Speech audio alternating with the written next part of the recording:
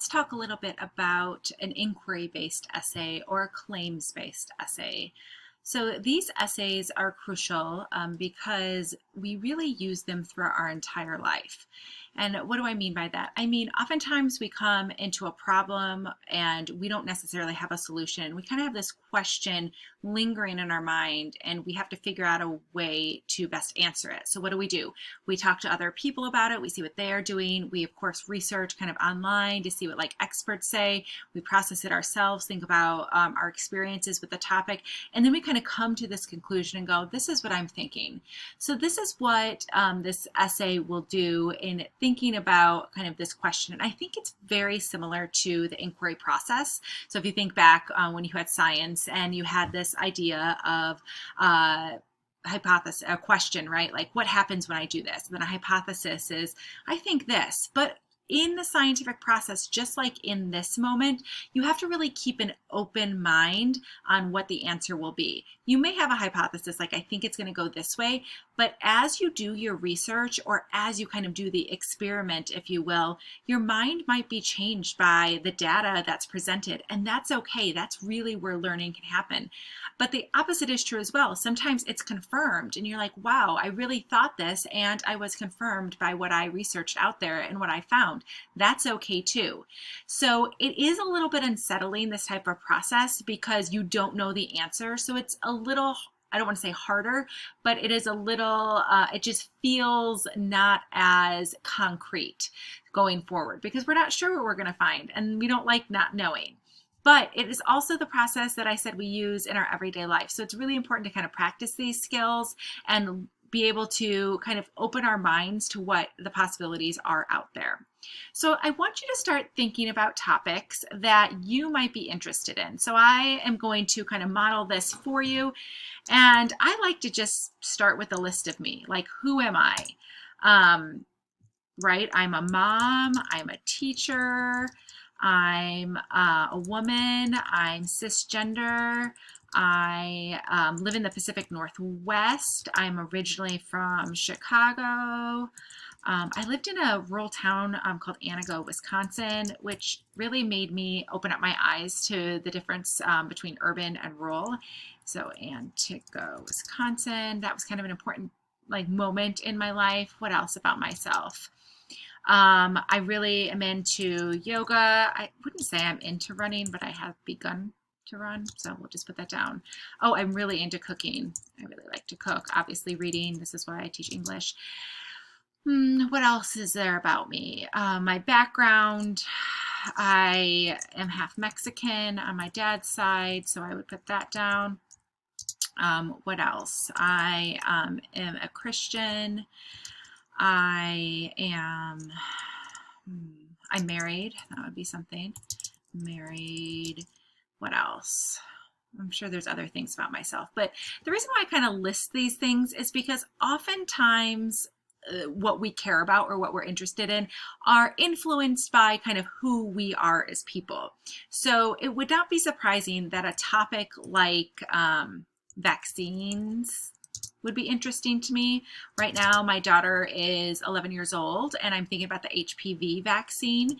And I'm not an anti-vaxxer necessarily, but I also am not just sure about this. It's a new vaccine. I don't know a lot about it. I would want to talk to my doctor and kind of see what it is and what's going on with it before I just did it. So that might be something I'm interested in. I'm interested in preschool.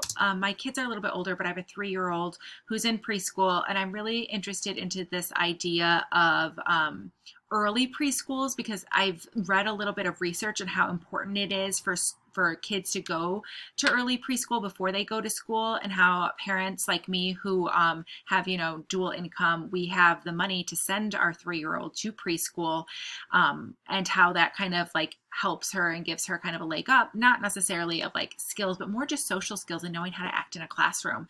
And I'm really passionate about bringing preschools for everyone. I have a friend who's working on this over on the East Coast through the state that they're providing preschool school-wide. And I know the Beaverton School District just started this for students who are on free and reduced lunch, offering preschool, which is also a huge burden lifted on parents who are looking for childcare. So I would have like preschool access for all. That's something I'm really like how would we make that happen? I don't know. And I'd be interested in the research of like how important is that and how much would it cost and all of that type of stuff. That's something else I'm really interested in. Let's see, other things that I am interested in running. Because I don't really know anything about it. Like I just started randomly running during COVID to deal with, kind of the physicality and anxiety that we're all experiencing in this moment. And I'd have to really think about some questions that I'm interested in, but at least that's a topic that I might kind of come back to. What else? There's also like some other social issues that are really, really interesting to me. Especially in school. So right now I'm really passionate about my LGBTQ students.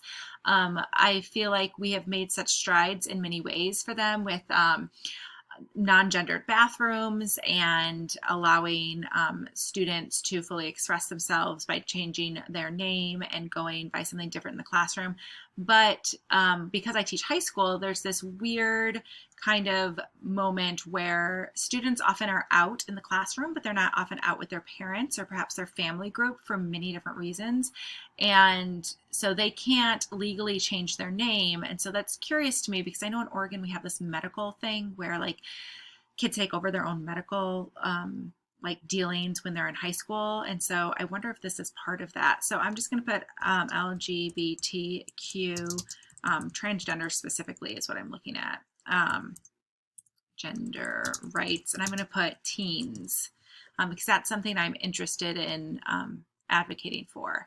Something else to think about, I've had students who are very successful when they do something with this essay that's very personal, when they really think about, for example, in my PCC class that I teach, I had a student who was pregnant and she was really looking at different kind of birthing methods and what would be best and this or that. I've also had high school students who are really interested in going to school, perhaps like on the East Coast versus here on the West Coast, and thought through like, what would that be like and how would that culture be culturally different than here, and would I be not welcome, but would I fit into that culture? So thinking about topics that you really want to know the answer but you don't know it right now, that's going to be your best bet for this. So once I have this, let's do the vaccine one because it's the first one I have up. I would write a list of questions. So like, what is the vaccine, right?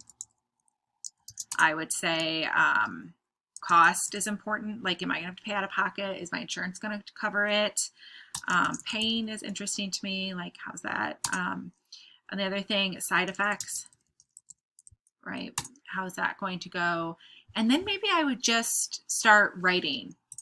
And here it would just be like total stream of consciousness. So I would write like, I took my daughter to the doctor last week and she suggested the HPV vaccine.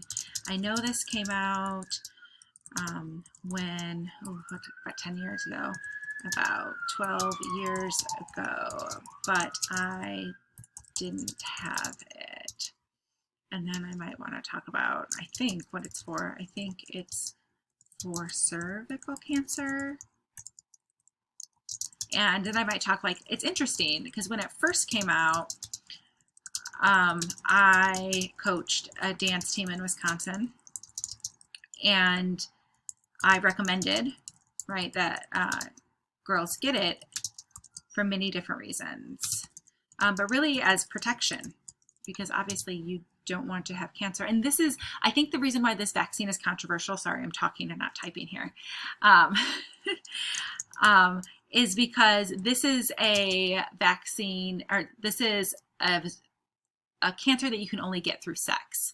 And so they normally recommend it around like 11, 12, 13 years old for girls. But there's this stigma that like, oh, well, girls that young should be having sex, or like, I don't want my daughter to have sex, so I'm not going to have her get the vaccine. And I understand all of those aspects, but I think through like, unfortunately, this world that we live in, we don't always have a choice what happens to our bodies, especially as vulnerable women. And so thinking about that, I'm like, maybe I should get her the vaccine regardless if she's not having sex right now, versus having her wait till she's 18 and making that choice herself. So that's also something to think about, or like talking to her about it. So all these things are going through my head. So I would do this little flash write, and I probably would write for about 5-7 minutes, a bit more. And then I would do some initial Googling.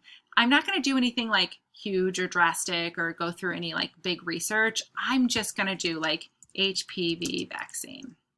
Oh, look, see, it has like tons, ooh, pros and cons. Let's look at that, see what it has to say. Healthline, great. Oh, this looks like it is kind of a cited article, so maybe I'll save that for later. So what I would do is I would push Command and then click so I can open that tab and still have this open here for myself to go back to. And then I would just kind of start reading through what I saw, right? Looking and seeing if there's other things on here that would like lead me to something else, right? Like maybe I'd want to click on some of these. So what some pros are, HPV, which can lead to certain cancers, yes. Oh, I didn't know it helped from genital warts too. So side effects, they're rare. So why is it kind of like a thing, right? Doesn't affect fertility. What are risk factors? So if I found this was a good one, I would just copy this link and I would throw it down here. And then I might do just a little bit of writing about like, oh, right, rare side effects. It is protecting against cancer. Like just a little bit of notes so I can kind of remember what I looked at, right? And I might go back to that article, or I might skip to a new article, or I might do kind of a new search. So maybe I want to do like controversy. Oh, there's a book on it. So that's interesting, right? So I might click on that, check that out. So we're really just doing some initial, let's see what's out there. What are people saying about this? This is going to be pretty messy, but I just want to get your brain thinking about this next topic. And I'm asking you to do this 3 different times to see which one might pan out, right? Which one might be interested, you'd be interested in. We'll kind of narrow this down over the next couple of weeks. If you really can't think of anything, I did link a few just different news spaces, NPR, which is National Public Radio, OPB, which is Oregon Public Radio. And then I really like allsides.org. So we'll be talking about more about this because what All Sides does is it gives you the news, but it gives it to you broken up on kind of more conservative news, which is from the right. So here we have kind of Fox News, Pelosi announces bill on 25th, from the center, right? And then kind of from the left. So you can kind of click on the daily news and see kind of the different aspect of where it's coming from, which I think is really helpful when you're kind of wanting to look at something from this like curiosity standpoint versus I want to prove my point. So spend some time doing these topics, and we will be talking about these over the next couple of weeks and coming down with exactly what we're going to do. But right now we just want to get curious about what's out there.